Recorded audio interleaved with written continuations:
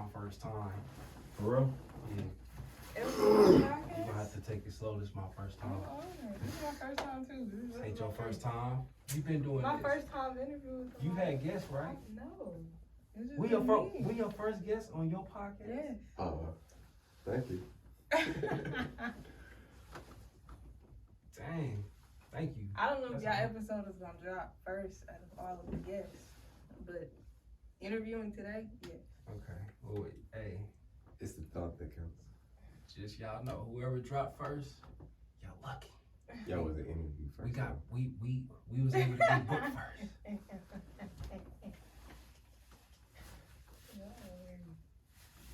Alright, let me pull up this question. I wanted to just be, real casual vibe, so like I know y'all niggas, so These levels sound great. just to have something ready.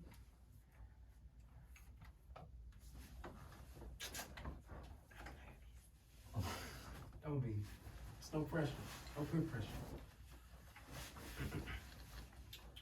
Yeah, sound good? Alright, so we know.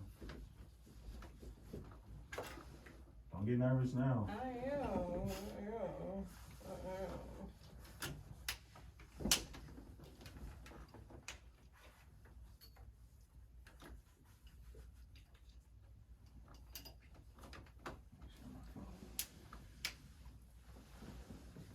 You record with your phone too? Alright, you ready? Yeah.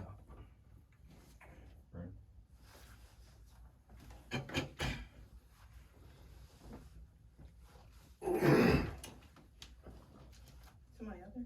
I'm just looking at this, whatever this is on TV. Oh, okay. Alright. Yo, what's up? What's good? You are now tuned in to the Keys and Seeds podcast, where we discuss music, mental health, and spirituality from the perspective of Ken, the artist, as well as Ken, the person behind the art. And of course, if you support the pod, then you two are also Ken. Be sure to join the conversation and follow the pod at Keys X Seeds Pod. And as always, knowledge and kindness is key. This is episode, I'm not sure yet. And without further ado, let's jump into the episode. Welcome back to the pod, everyone. I am super excited to be recording this episode because I am not in my usual space of recording. I am currently back home in Nap, and I came back home not for podcasting reasons.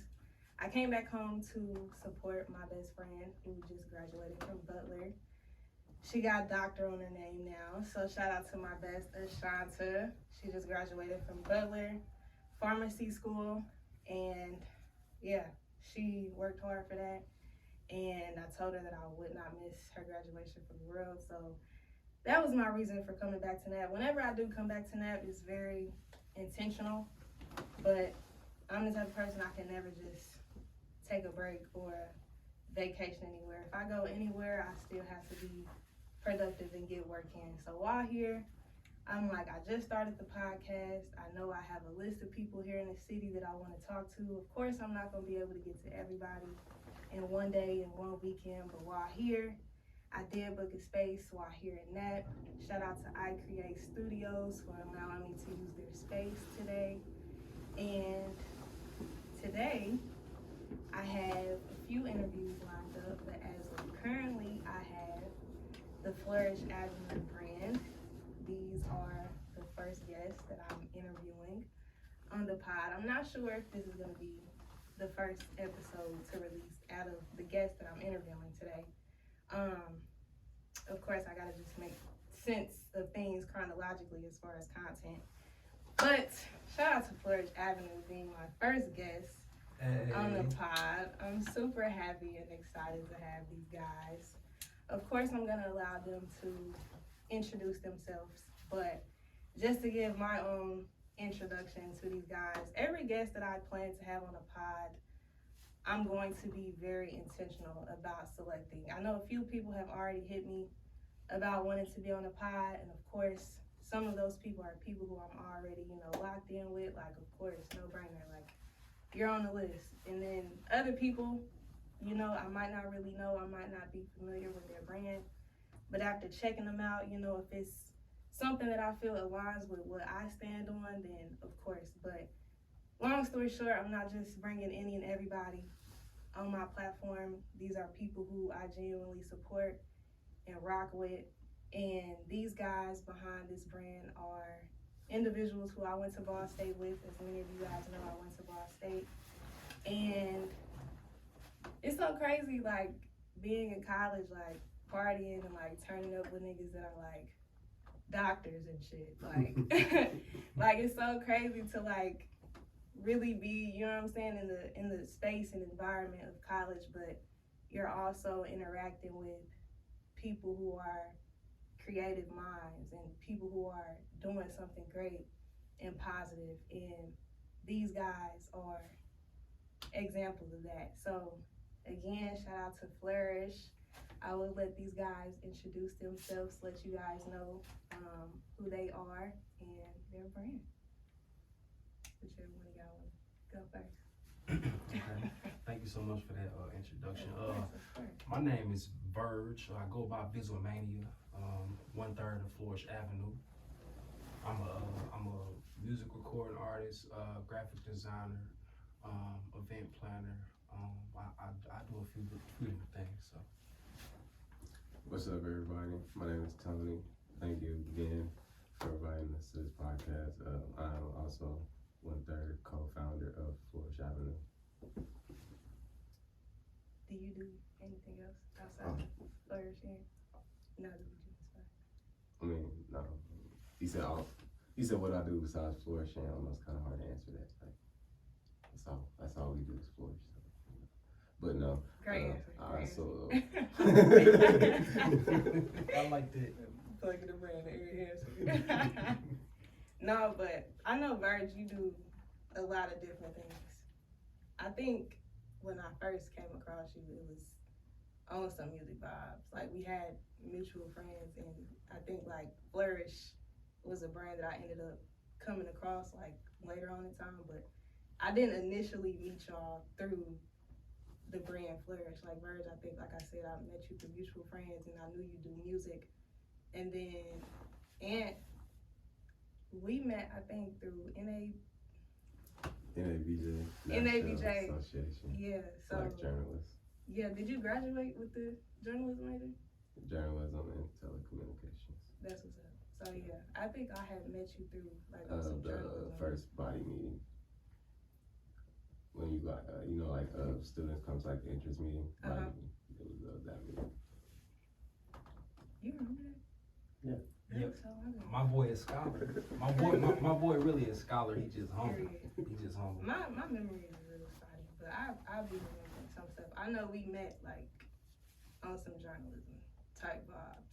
But, yeah, so like I said, I wasn't initially familiar with Flourish, but, of course, I came across it over time, and just to see what the brand, like, started as. I don't know if you guys were, like, working on it before I became aware of it.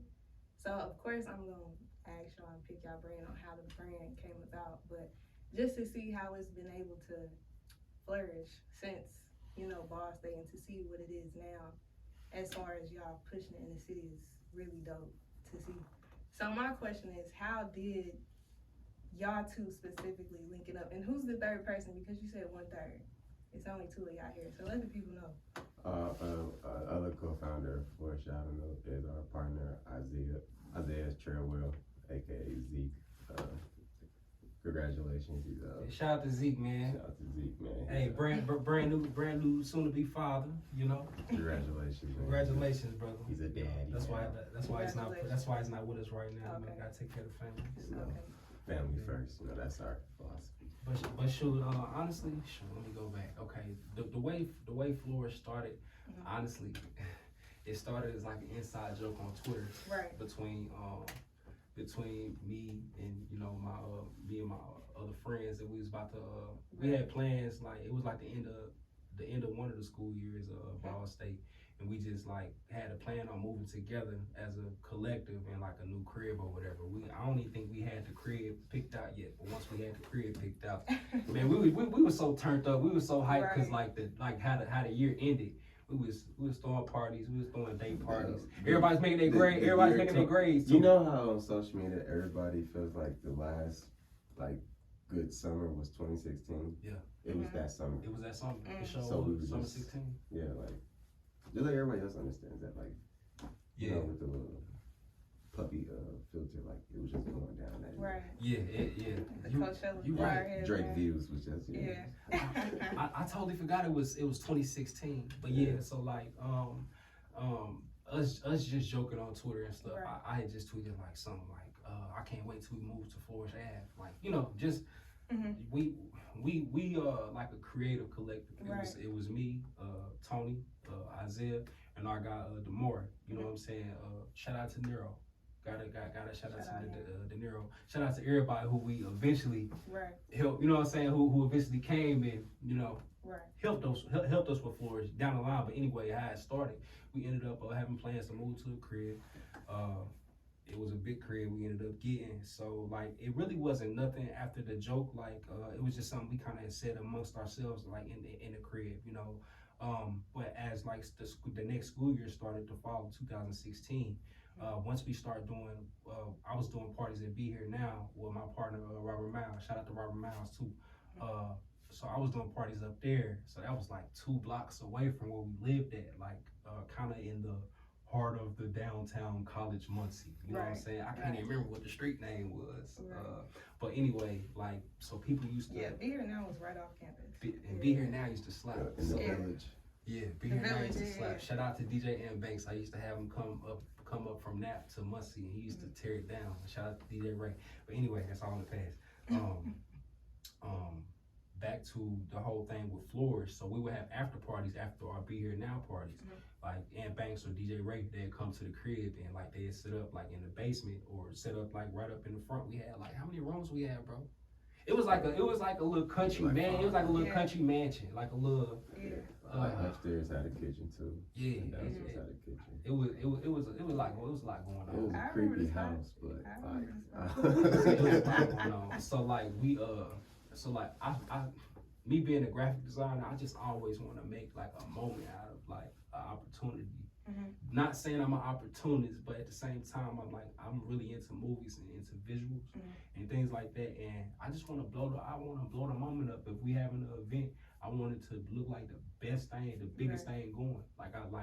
So we would have like parties and stuff like that at the crib, but instead of putting the address, like making the spot hot, we put Flourish Avenue, and we had like a logo. We had a logo. Smart. And it wasn't never. We were just thinking to use that as like. It was like on the if you know, you know. Right. You know. So if you don't, you don't. so that was from 2016 on to. That probably just lasted. That probably just lasted that year with the parties. Like, you know what I'm saying, for a full year. But people still was like, I feel like it was still was in people's mind. Like, was that a real place? Like, you know what I'm saying? Like, was that a real street? Like, so. I remember like first coming across y'all, like first coming to Ball State. I'm like, what the fuck is Flourish? I'm over here in maps like Flourish, like ain't no street popping. It was really good. If you know, you know. Yeah, I feel like a lot of people can attest to that. Like, we had a lot of people spinning like, we don't know where it's at. Like, y'all ain't put the Yeah, they'll respond. They'll DM us back on Snapchat. So I'm like, I can't find it. I put it in there. Snap was going like, crazy. I thought they was just I thought they knew like it was a joke, but people really took it serious. We used to have the geo filters. Like when we did an event called Wings and Hen at the crib on Flourish Ave, and oh my God, it was just a lot going on. We not promoting, you know what I'm saying? We not promoting nothing crazy for like anybody underage drinking. Everybody who was participating was of age, you know what I'm saying? So yeah, but Flourish Ave, we about promoting better living. So So yeah, how did it turn from the parties and what Flourish was to it now being what it is with the clothing brand?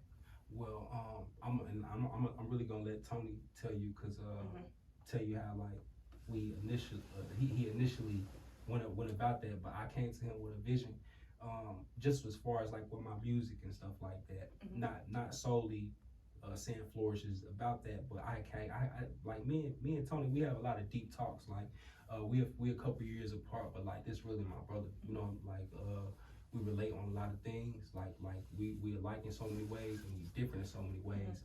And he's somebody I'm comfortable with bouncing like like crazy ideas off, like people ideas that other people may think are crazy. Right. You know. So Did y'all initially meet at Boss Day? yeah. How did y'all meet? Like, did y'all have classes together? Or? It was at I first met him. It was at The BSA, not BSA. What was it called? What was the org called? It was Boys to Men. No, not Men Boys. and Women of Color? Men and Women. Men and Women of of Color. Yeah. Yeah, we was some involved brothers. We wasn't sitting Right. there, It was sitting Men at and home. Women of Color, and he like they know when My they next guest was gonna be in the place to be. you know they throw out a question. You know he as always Biz was not afraid to speak his mind, so he stood up and spoke, and I said, "Who this person sound like he from West Side friend?" And I'm like, he just like he's One just thing like about me. Bird, she's gonna let you know he's. And but I was like, you remind me of me. I'm like, finally, the first person. Man, I kind of like. Right. They probably went through the same stuff I went through, man. Cause I like going to college was a different feeling like I was around different people, and I was just like, man, I don't relate to a lot of these type of black men, and I just couldn't always understand it. Right. But then until I seen him, I was like, that's because I could just tell and so once we got to talking and having our deep talks, I'm like, yeah, I see why I relate to him, cause and I knew once I heard him speak that it was something that connected For sure. about him. For sure. Yeah, one day, and this is like when we out of school, like bro been graduated. I've been quit, been dropped out, said I ain't going back. So like I just was going through my little thing, but I always had this vision and shout out and long live Nipsey Hussle, man. Like if we build a street, like not even physically, but if you buy a property, you buy a crib, like Aunt buy a crib, I buy a crib on the street, a couple years down the line, we able to get our aunties or our close friends to buy the same houses not the same houses, but right. if we able to start building a community block by block or property by property, some type of way, and if we can't get our own city, we can build our own community where it got our everything is in our best interest. You know what I'm saying? The politics, the people protecting the community, the resources coming into the community, and this is not something I thought of when I started listening to Nipsey Hussle. This is something I always wanted. I always wanted things for not on the selfish thing, but I always wanted things for myself. I grew up very poor. You know what I'm saying? So it's just and I was blessed to be able to transition out of that and see a different side. I know a lot of people, they had it better and they had it, way worse. I ain't saying I had the worst life, but at the same time, I see a lot of things that could be improved and enhanced with just people collaborating, with a community being more so built. Right. So that's what I was telling bro about, eventually let's have our own city, but let's start with a street. So Flourish Ave, and he really got an amazing business mind. He's very calculated, he very organized. He read can I cuss on her? He read like a motherfucker. You know what I'm saying? And a lot of people might try to joke about it, but I slap somebody out about this man. You feel me? Because it's knowledge that he y'all goes bring different strengths. and he goes the extra mile, and he don't step on nobody's toes, and he'll do things other people won't think about doing. You know what I'm saying? That make me want to do the same thing, get back in my bag how it used to be before I got it. So it's just that's, and he really just took the business and ran with. Was that pre-pandemic or that was during the pandemic? That was during the pandemic. Honestly, I was bored as hell, because I was a teacher assistant, and of course, schools were shut down, and I was getting paid still. So, and I remember in college, I said, if I can just always get paid and paid off the rent, and not have to work, I think this would be cool.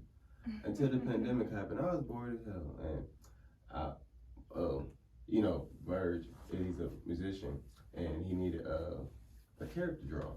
Like, you know, he wanted to have a character drawn. Right. And I'm bored, I had nothing to do. And I guess he didn't know, like, we was roommates in 2016. Pandemic happened 2019. Yeah, No, 2020. Yep, 2020. And he didn't know up until that time I could draw. And I was like, I'll draw for you, I ain't got nothing to do. I had no idea. And so I drew it for him. And he's like, man, like, what you been doing? I was like, I mean, bro, trying to get my life together. I stopped drawing once I went to college. I changed my major to journalism. So I like, well, why draw? So I stopped drawing like since like before, like at the end of high school. But then I started realizing, how about we just make a business? And then I'm like, we already did something with Flourish Ave. And then we already had shirts made. But that was homecoming senior year. And it was the only 2 shirts that we had made for us. And that was it. And I think we had our other partner, he had a shirt made too. I mean, I think a couple other people had a shirt made. I put them football shirts out 2018. It was just like experiment, but we still didn't, like, we talked about some stuff, but we still didn't Because we never just thought of it was just something we did for fun. Yep. But I'm like, I think I do remember that now that y'all say that. but as you said, like, it's as far as me being organized, you know, my family, like, you know, I couldn't tell we was poor because we always flourished. Like, my mom always dressed to impress. My dad, everybody in my family always was well groomed, you know. So even if we was on the poor street, we probably had like the cleanest. Like, we had one of the cleanest cribs on the block. Like, everybody loved going to our house because it felt comfortable. You didn't have to worry about no mice, no gnats, no fly. Like, you didn't have to worry about that. Like, it was comfortable. Yeah, I would love to stay for dinner at your crib. Yeah. Yeah, that's right. That's right. Everybody always wants. Hey, go ask your mama. Everybody wants to stay in my crib, you know. Even though my mom didn't want nobody staying at her crib, that's how she kept it clean. She didn't want nobody at the crib. Right. But I just realized we have a team, so I set me, him, and Zeke down, and I just said, let's just start a business. Let's just start selling T-shirts, and let's just start from there. And me and my friend TJ, shout out to TJ. Shout out to TJ. Timothy, I don't care what he say, but when I was living with him, all we did was try to manifest what we would do with our life. So he got me into all this manifesting law of attraction stuff, like, and for a while I was like, bro, what he's talking about, bro? I ain't got time for that, bro. I ain't gonna stay. But he helped me realize I need to find something to do with my life and use the skill sets I have. So I thought about that, and I tried to put all the pieces together. I'm like, let's do this, y'all. So since then, we've been slowly but surely laying one brick at a time, you know. So eventually, you know, we're in 2023, you know, we're getting better by the month, by the day, and I wouldn't be able to do this without Zeke and Bizzle. Like, he's always pushing me. You know, growing up, I didn't really have confidence, so I would say, like, he's one of the tell the, hey, drop your nuts on these niggas, man. He's one of the first people to, like, you know, really put that battery in my back and really try to like, you know, you can do this too, bro. Like, everybody else got a gimmick, why not you? You know, like, you got a point there. So, you know, we're here now, and this is our first interview. Like, you're the you said we're the first people you're interviewing, but like, you're the first person that was willing to interview us. So this is manifesting. You know? It's like a 360 because we just interviewed her like 2 years ago, just on some some home fun. And I was just like, we're supposed to just drop off that shirt, but I'm like, I would. Verge, no, he was just doing that out of nowhere because, you know, I don't like cameras, so I know he gonna put the camera, and I'm just like, hey, just keep it going. I know I gotta trust him. You know what I'm saying? I gotta trust him. So let him do what he do. And it came to be one of our first vlog, you know, for our website. So when we had to make our website, we didn't have to panic like, oh man, what else can we have? We got the pictures, models, product, but we need something else. Like, I got this video. Yeah. Verge, do what he does best. You know, he's like a wizard with the laptop. You know, he's. Appreciate it. I just finesse him. He's the genius, you know what I'm saying? He's the genius, you know what I'm saying, of the three, you know what I'm saying? He knows how, he's the Swiss Army, you know, Swiss Army knife. He can do whatever. Like, you know what I'm saying? For sure. So how did y'all transition from it being a Muncie-based brand to it being now and that? Because both of y'all are from that, right? Yeah. Born and raised. So how was that transition? Like, building a brand in that, I mean, not in that, but in Muncie, like on campus with Ball State, and then bringing it back to the city, was that like a smooth transition because y'all already from that? Like, how was it with the city embracing y'all as far as both of y'all having that market? I would say it wasn't really far as it was a smooth transition as far as like getting the people to get behind us. Mhm. We already knew that. That was the whole issue. It took us a few years to realize that because like personally we had our trials and tribulations. Like we had our ups and downs. Like you said, I just graduated, so I'm trying to figure life out after college. Right, and that's also a thing too. You know, like graduating, you gotta figure out your life. You know, and like I know he still stayed in Muncie for another year, so of course, you know, we're gonna probably spend that year apart. Right. You know, and then he came back, but he still had to figure his situation out in that because now he's back in that. Right. And I'm still trying to adjust to that. Like I said, I just finally got an apartment, you know what I'm saying? I have a roommate, you know what I'm saying? Me and him, you know, like me and my friend TJ, we was having our trials and tribulations. Right. So it was a lot going on before we could kind of settle down. And the pandemic did allow us to settle down because we had no choice. We had no choice. The whole government told us to settle down. So I had to sit down and think. 2017. Both of y'all graduated 2017? I never graduated. I'm a college dropout. Proudly. Not proud. I ain't gonna say it like that. I do plan to go back, but when the time is right for me, you know what I'm saying? I you know, I do recommend like everybody to go to college. You know what I'm saying? I didn't if even you know gotta- you didn't finish. I just I remember was in both of y'all school. leaving before. I was in school for a long time. I graduated and I went to Indiana State and I was there for 3 years. And then I left school. I was like, forget school. Then you know, it was like a year and then I transferred to Ball State. Somehow they accepted me and they accepted my credits from Indiana State. So, my whole time, it was just like, just trying to figure, even before getting to Ball State and even meeting bro, you know, I just, since a kid, I've been trying to do so many things, you know what I'm saying?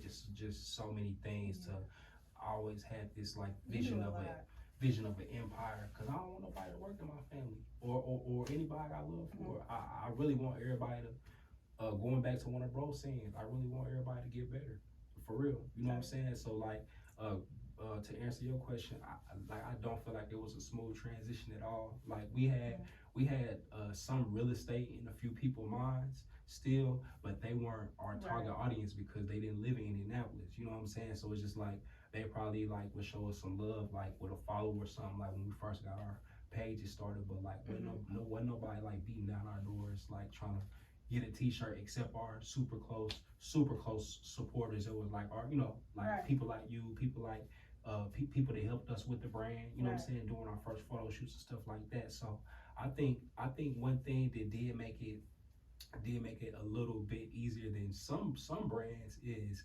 our actual, like our company values, and like even just as simple as our company name, and even going to some of the designs, like we really trying to, I'm not trying to say we selling hope. I always tell people it's a mindset and it's an ideology, because like I've been in the pits. I've been like, my mind has been somewhere, like I don't think like some people could, I feel like some people could relate, but it's been in the darkest of, you know, like even bro, I know he's been somewhere, so it's just like we don't never want people to go back there.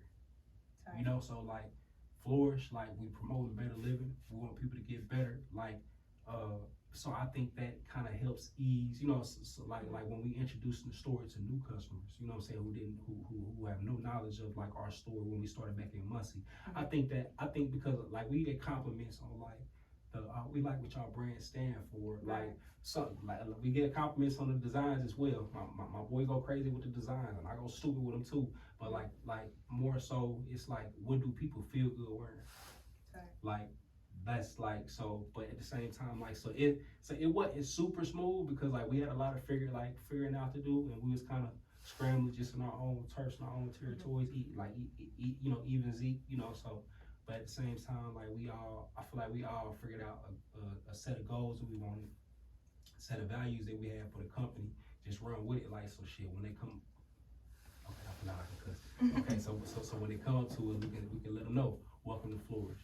You know what I'm saying? We believe if you got a goal, you got a dream, plant your seed, water it with the grind. You know how they say trust the process? Mhm. It ain't gonna be cute. It ain't gonna be pretty. That shit gonna be ugly. You gotta get in the dirt. But you gonna come back. You gonna rise. You just gotta keep putting that water on you. You gotta. It's that sweat. Sometimes it's that sweat equity you gotta do. I did a lot of work for free before. You know what I'm saying? Sure. Like, and like relationships are a very important thing. Yeah. You know what I'm saying? But you gotta know when to go. You gotta know when to grow. Feel me? So it's just like that's just my whole take on it, like the transition from us like really initially starting in Muncie to us transitioning to being like Indianapolis founded LLC. For sure. I love that. And I love the analogy you use as far as the seed and the water. Like, since I came up with the name for the pod, like, that's been like heavy in my spirit with like keys and seeds. Like, I love that. I love that you slipped that in there. I mean, you on the right track. We on the track with you. So. Right. So when you said that your whole goal is to not have your family work, me wanting to ask you, because you do so many different things, like, are those things that you like taught yourself to do just because you have that mindset? Are those like passion that you've always had? Like, how did you get into also like the music and graphics, like, because you do so much, and how do you balance it all? The whole thing about like, I guess not wanting my family to work, I don't want them to work. I got jobs for them. I don't want them to work for nobody else. You know what I'm saying? But at the same time, I do want to get to a point where this shit is coming in. Go have fun. Go live your life. You know what I'm saying? Go see the horizon in Alaska or something like that. But like it really started out with just like I feel like a love for technology. Like ever since I was like 6 years old, my granddaddy had this job where he used to dig ditches. You know what I'm saying? So like he used to have to take pictures of the dig sites. He was a country man. He used to have to take pictures of the dig sites with a Polaroid camera, and he used to have me take some of the pictures. I was a shorty want to work with him every day. So like that Polaroid camera with when that shutter hit, it just did something to me. Not being in front of the camera, being behind it.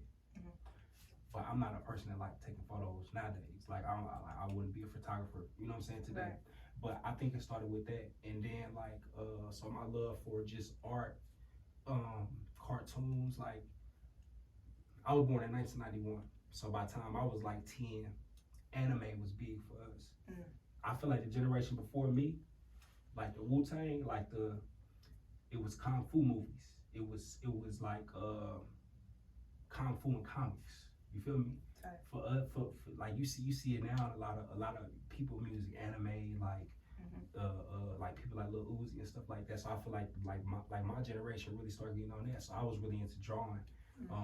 Dragon Ball Z, that was my big thing. So like I got into actual hand drawing, and it's crazy how that came full circle with just like graphic design, and not to sit up here and tell like the whole story, but like so. Of course. Photography as a shorty.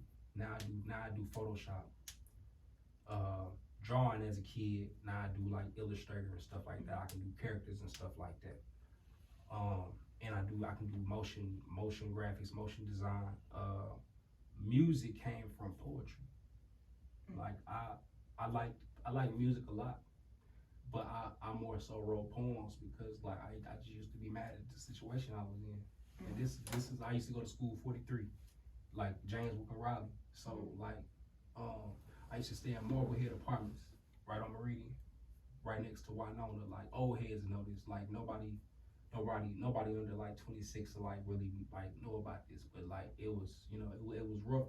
So like I really started writing poems. It's like 2001. I'm writing poems just about everything that's going on. A situation happened. I ended up moving from my mama to living with my cousin in the suburbs and started going to township school. 9/11 happened. I ended up writing a poem in like the 4th grade. It ended up getting published in the newspaper. Like, you know what I'm saying? So it's just like a lot of stuff coming full circle. I thought about quitting like 7 years ago. I can't quit. Right. So it's just like, you know, seeds. that's what it Right. come down to. C's like, nobody in my family before me is like has been a musician. Mm. You know, like I've always been compared to like an uncle of mine, but he overdosed to heroin back in like the 70s. Mm. So it just kind of like I gotta make some of myself. Okay.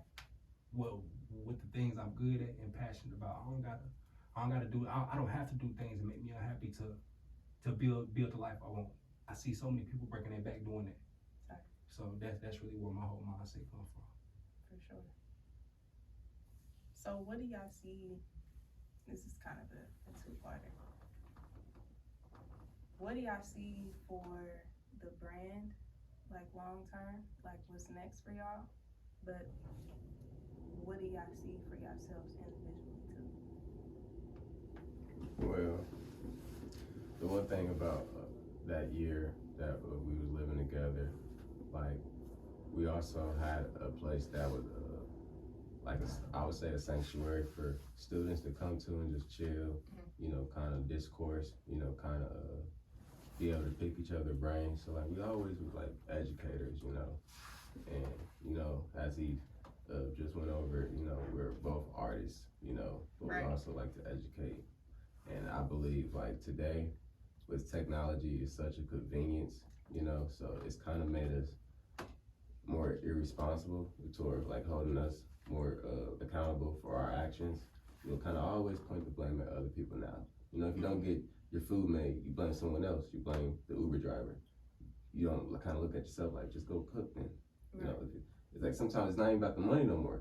You're just so entitled to having other people make sure your lifestyle is supposed to go according to what you see it, that you forget that you can still rely on yourself to be able to make your life your reality. So like you can create your own avenue to flourish in. And I believe like education is a lost art. So I feel like, you know, we need to provide that service and educate people through our fashion, and be able to motivate them through our fashion, through our art, inspire them through our art.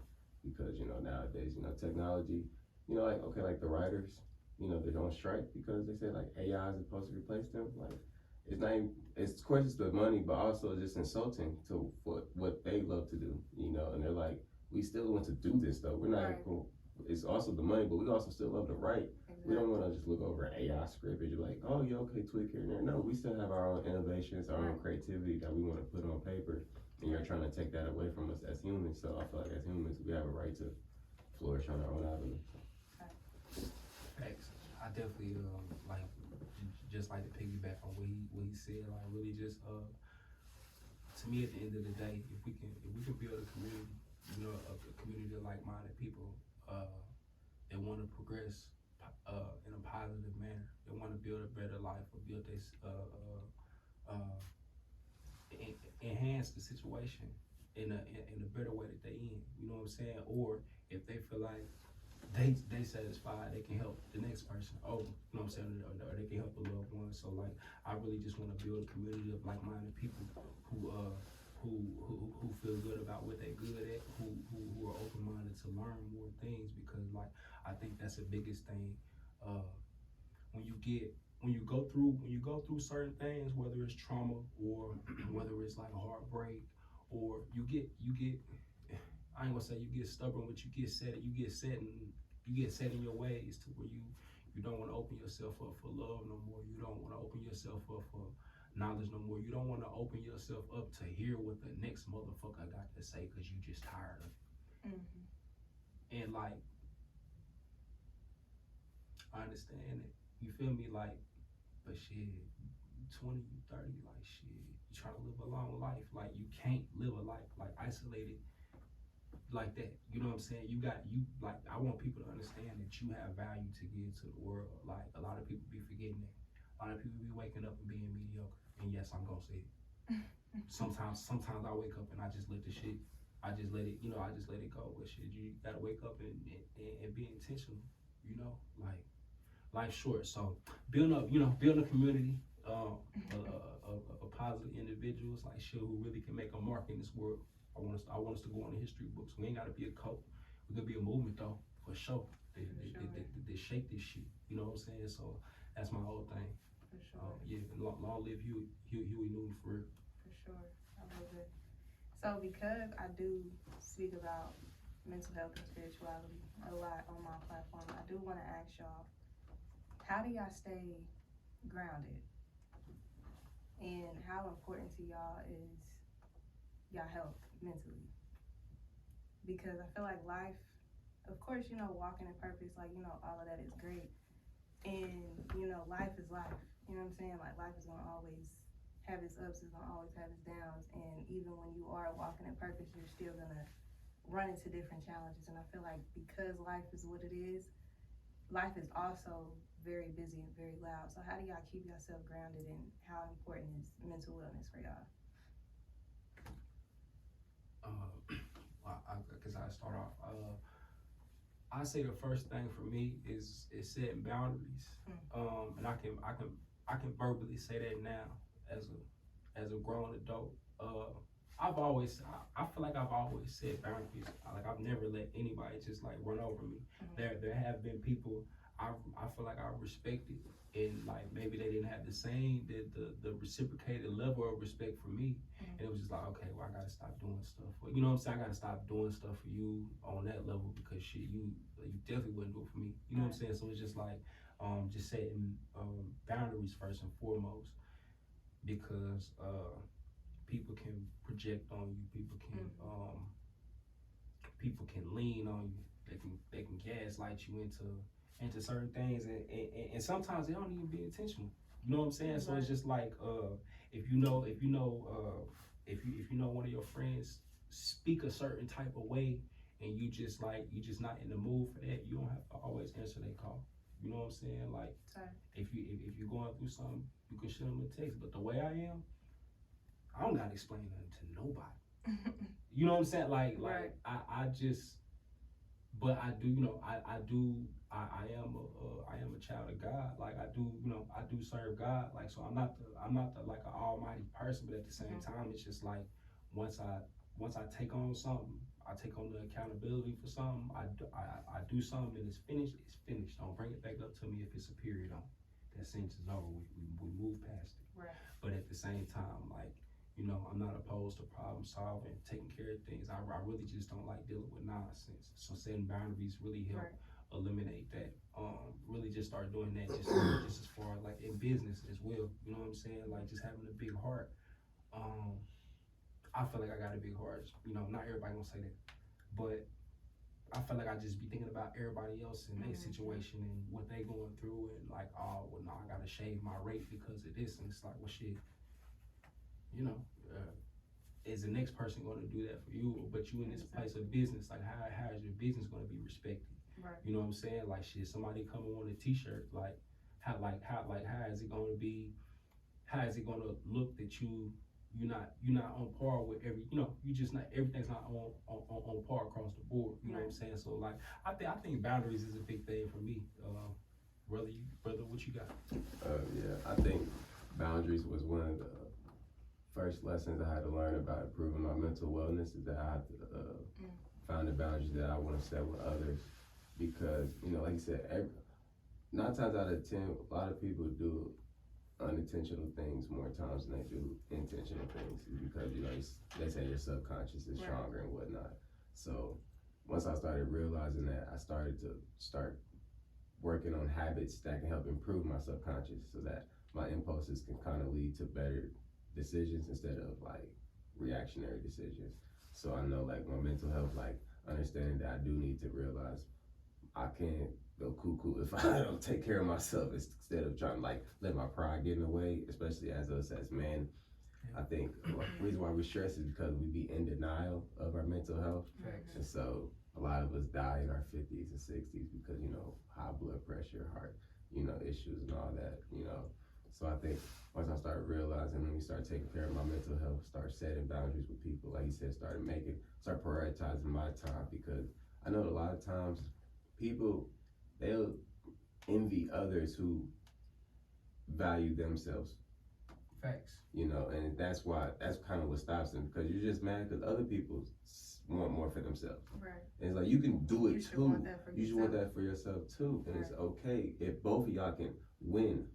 You know, and a lot of people, want to just win, but they want other people to be under them. And it's like, nah, man, you can't be worried about the other person. They don't even want to win on a big scale. As long as they get a little, it could be a little bitty race. As long as I beat you, I gotta hit. Like We ain't even racing for no bread. Like in basketball, every basketball player before they transited into a star had to play their part on a certain team. You know, like Kobe had to play a certain part with Shaq. Before he can drop 80, he wouldn't drop an 81 with Shaq, right? No. He wouldn't be able to do that. He had to play his role, learn, and kind of maximize the best he could at his role. Like Michael Jordan couldn't average 30 in college. He had to maximize the best he could at his role. And out of that role, he got a game-winning jump shot, in the third round pick, and that's good enough. And he only averaged, at best, 20 points. A lot of people are surprised by that, but it's because he played his role well. And then when he went to the NBA, his coach said, look, I want you to do whatever. And he maximized that. He dropped 27. He was prepared for his opportunity because he been played his role. Whatever his coach asked him to do, he was going to maximize that. If it was going to be passing, okay, he would average 8 assists that year. Or if it was going to be defense, he would win Defensive Player of the Year. If it was scoring, he'll win scoring record. If it was to win the championship, he'll win the championship 6 times. Whatever somebody asked him to do something, he did it. That's why people say he's the GOAT. Just like LeBron, whatever he had to do, if he had to leave his team, he had to leave. Well, he was Cleveland. If he had to leave Cleveland, he had to leave Cleveland. He had to play the best what he can with his role. And like a lot of people don't understand their assignment because everybody want to be a leader. But I feel like to be the best leader, you have to be the best follower.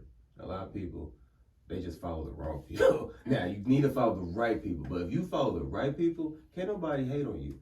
Can't nobody get mad at you. You're following the right people. Because you're going to go in the same direction as the right people go. So you can't get mad at that. I think another thing I've just got back to, like, with intent is like getting back to things that like make me happy, they make me laugh, make me smile. Even stuff that's just silly, you know what I'm saying? Because for a long time I was just like, I'm wasting my time on this. You know what I'm saying? Like, grown ass man, like, but it's just like, hell no, like, if what I'm doing, Staying in tune with that inner child is important. it's definitely important. I feel like so many adults, their imagination got pissed on. You know what I'm saying? Once they turn 17 or 18, or once that like responsibility outside of school or at the end of like high school or wherever, it just hit them in their chest. Right. It's like the whole, and I blame the system too. The system do that to you because they want everybody to be working and I ain't gonna lie, for it to work, some people have to, but at the same time,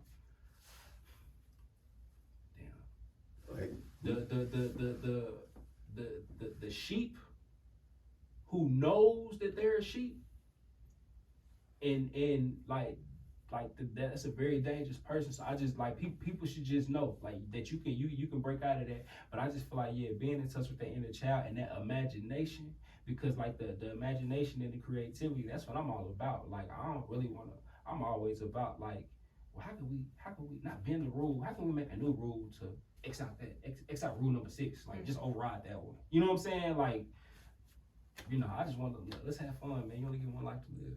Like a lot of people be delusional, like you could be like delusional about your craft, delusional about your job, you can be delusional about bills, but like whatever you're delusional about, that's what's gonna drive you crazy.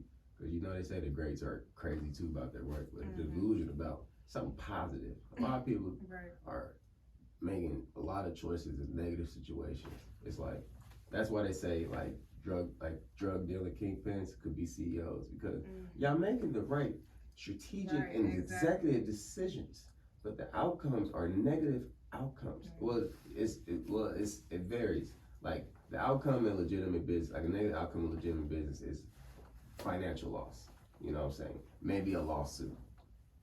In the streets, death, extortion, kidnapping, I don't know, jail, addiction. Anything, like addiction, like, guilty, so a lot of things, like, and so it's just like, which negative outcomes do you want to vary in your life? And, you just have some people that like, they think they can handle certain negative outcomes in their conscience, and it's like, all right, you said it at 17, add yourself that at 27, and then 37, and then 47.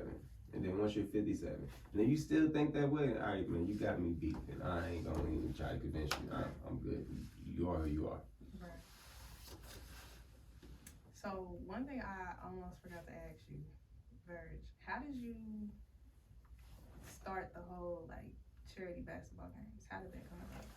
Did you play basketball or Nah. that almost? I mean, I played basketball growing up, like in Pee Wee leagues and like Sports Zone and stuff like that, like Pike Youth Basketball Club. I never was like I was a football player. I played football like my middle school, like really like elementary school to my middle school years, and but the charity game actually came. I was throwing parties in high school, like me and my friends was throwing parties in high school, like trying to make some money and have something to do for the people. And I believe our first year out of school,